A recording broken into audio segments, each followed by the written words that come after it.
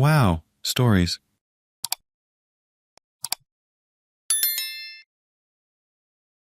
Am I the idiot for refusing to take back my ex? After he canceled our wedding over a shirt argument. Thanks to everyone for the comments and support.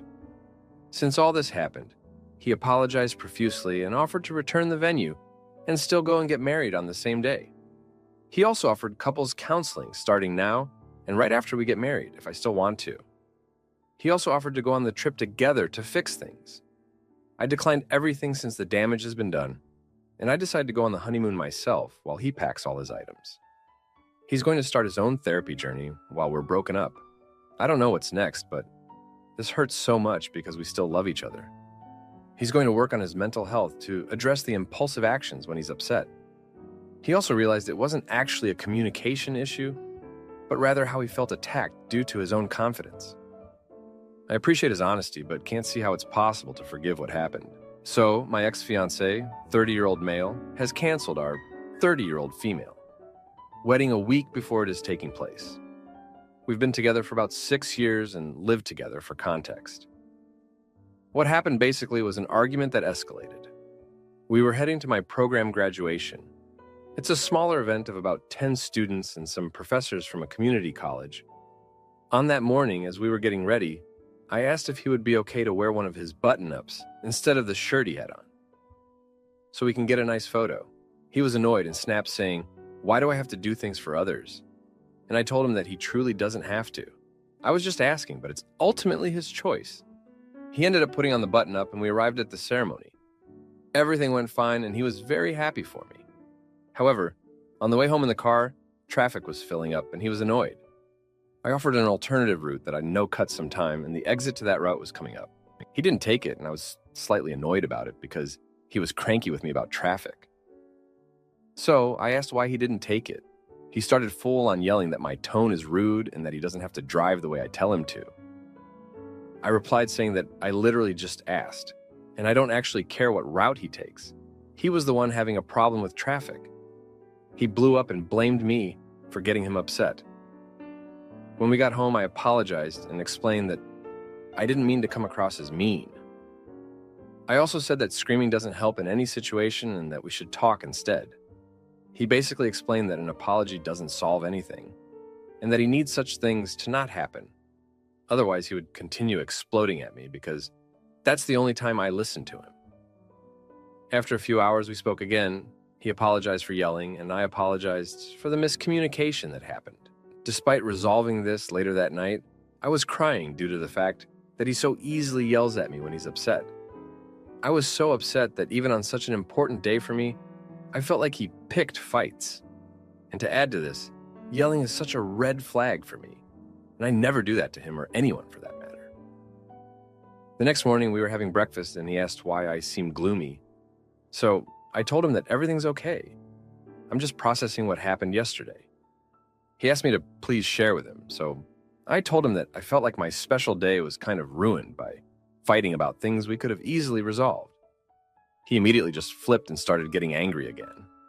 He blamed me for the fights, and when I replied that I don't think it's fair to blame me, he got angrier and said that he can't do this, that I'm not a good communicator, and that he cannot get married like this.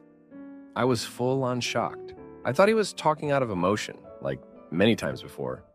But this time, he actually ended up sending a mass text to some guests to let them know that the wedding is called off. I was flabbergasted at the quickness and so confused. We started arguing and then had to leave for our days. Later that day when we returned, I asked if this is truly something he wants, to call everything off, and he responded with a confident yes. What I thought was an action out of anger seemed to be solid for him. For the rest of the night and the next day, I tried to fix things between us. After many hours of talking and lots of crying from my end, he kept explaining that I don't communicate well and that this cancellation is my fault. I tried to offer some solutions, but he was firm with the decision to cancel and break up. I asked if we could give it another day or two to ensure this is what he wants. Before we cancel the venue, he declined and asked to cancel the venue and vendors immediately. So we did. The next day I ran errands and then met with my friend. It was truly such a hard day and I was heartbroken, still digesting that this is happening. When I came home, he asked to talk and started crying that he regrets everything he said in the last few days. That he didn't mean it, he was angry and didn't think straight. He said he will start therapy and wanted to do couples counseling now too, after I offered it many times. Anyway, he apologized profusely and kept asking if we can mend everything or if he messed up. I was almost sure this regret would come, and honestly, maybe it was me. But I said, yeah, you messed up big time. You made a rash decision that hurt our relationship big time. There's no going back from here. He pretty much begged for another chance, but everything is canceled and my trust is shattered. The wedding is supposed to be in 2 days. His aunt was supposed to be on the way to our house to help us pack decorations. And now, there's no way we can reschedule everything, and frankly, I don't want to at this point. This is not the first time he cancels plans or breaks up with me during a disagreement. Everyone is telling us that this is fixable, that clearly we love each other, so if we want, this situation doesn't have to be the end of the relationship. But I don't understand how? So much time, effort, and money have gone into this wedding that's now done. And plus, more importantly, I can't trust him anymore. I don't know what to do at this point. We were supposed to go on a honeymoon right after. So now I'm thinking of going by myself. He asked if we can go together and spend that time to fix things, but I'm just questioning everything. I think I prefer going myself to do some soul searching. Should I call it quits and move on with my life, or take his word and start couples counseling? I love him with my entire heart, and we had many loving experiences between us over the years. We don't have any issues aside from such incidents, but I don't know if it's actually possible to come back from this one. Thoughts? Advice? Now, for a few comments before the update. Comment 1. You may not see or feel this now, but you have dodged a bullet. This guy is a jerk. He is a thin-skinned jackass who yells at you and then manipulates you into feeling like his anger and volatility are your fault. Go read a book, if you will, called Why Does He Do That? By Lundy Bancroft. It might help you make sense of some things. Comment 2. He breaks up with you when you fight? That is not stable or healthy. I would recommend moving on from the relationship and finding one with someone who will not hold the relationship hostage every time you have an issue. You will be amazed once you move on how much better a healthy relationship will be for you. Now, for the update. Thanks to everyone for the comments and support. So, I decided to go on the honeymoon by myself, and it's been, well, I'll just get into it, of emotions and unexpected events. The first couple of days were a mix of sadness and relief. I spent a lot of time just walking around, trying to clear my head. On the third day, I met a woman at the hotel bar who was also traveling alone. We started talking, and it turned out she had gone through a similar situation a few years ago. Her fiancé had called off their wedding just days before it was supposed to happen. She shared her story, and it was eerily similar to mine. We ended up spending a lot of time together, and it was comforting to know that someone else had been through this and come out the other side.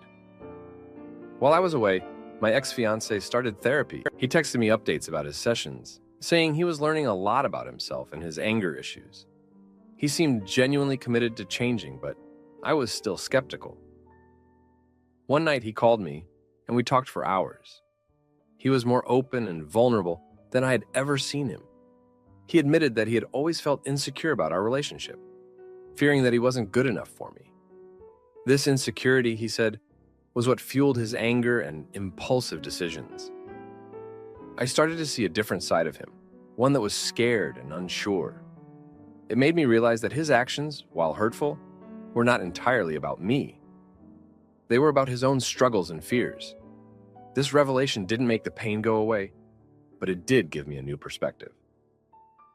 On the 5th day of my trip, I received a call from my best friend. She told me that my ex-fiancé had shown up at her house, asking for advice on how to win me back. He was desperate and willing to do anything to fix things. My friend, who had always been supportive of our relationship, told him that he needed to give me space and time to heal. She also told him that actions speak louder than words, and that he needed to prove his commitment through consistent behavior, not just promises. This conversation with my friend made me think about our relationship in a new light. I started to remember the good times, the moments when he was supportive and loving, but I also couldn't forget the times when he had let his anger get the best of him. It was a confusing mix of emotions, and I didn't know what to do. On the last day of my trip, I decided to visit a local temple. It was a peaceful place, and I spent hours there, reflecting on everything that had happened. I realized that I needed to make a decision, not just for myself, but for both of us. I couldn't keep him hanging on, hoping for a reconciliation, if I wasn't sure I wanted that. When I got back home, we met up to talk. He looked different, more composed and calm. He told me about his therapy sessions and how he was learning to manage his anger. He also apologized again, this time with a sincerity that I hadn't seen before. He said he understood if I couldn't forgive him, but he wanted me to know that he was committed to changing, whether we got back together or not. I told him that I needed more time to think. I wasn't ready to make a decision yet, but I appreciated his honesty and effort. We agreed to take things slow and see where they went. He would continue his therapy, and I would focus on healing and figuring out what I wanted. In the meantime, I started seeing a therapist myself. I realized that I had my own issues to work through, including my tendency to avoid conflict and my fear of being alone. These sessions have been eye-opening, and I'm starting to understand myself better. As for the fallout from the canceled wedding, it's been tough.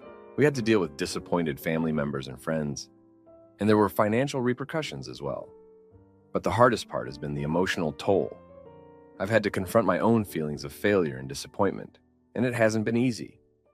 Looking back, I can see that our relationship had cracks that we both ignored. His anger issues and my avoidance of conflict were a toxic combination. We both have a lot of work to do, individually and together, if we want to make this work. One thing that has become clear to me is that love alone isn't enough. It takes effort, commitment, and a willingness to change.